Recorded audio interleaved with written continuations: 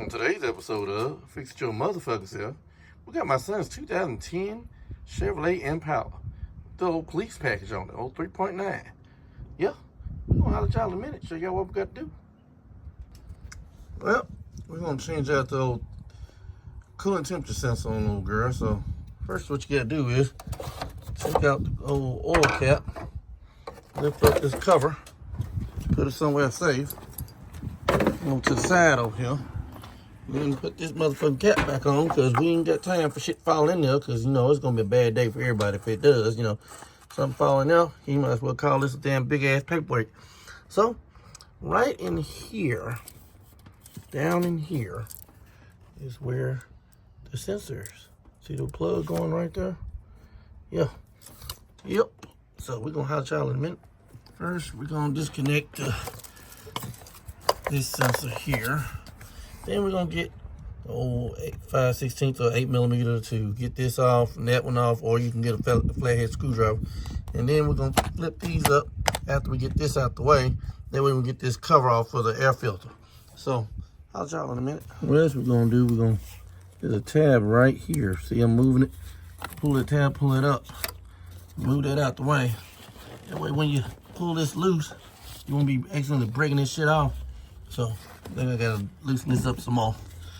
Okay, apparently I thought I had enough loose, but apparently not. So we're gonna holler at y'all in a minute. And so we don't mess nothing up with the wiring, gonna take out this plug for the throttle body. And just so we have some slack on the wiring harness, we're gonna get this sucker off right here. You don't have to do that one, but look how much this just goes out the way and you ain't gotta worry about it getting snagged on nothing. So holler at y'all in a minute. Now we got a little light on the situation. That's what we after. So we're gonna pull the tab up and get that connector off. Which, matter of fact, there's supposed to be like a plastic piece right there, which I'm cutting this off and putting a new connector on. So there's that. And then what you got left is right there. Now, you go by all that and all that shit. They tell you to take out this whole pipe right here and all this other shit. Get the dog bone for the motor mounts and all that shit out the fucking way.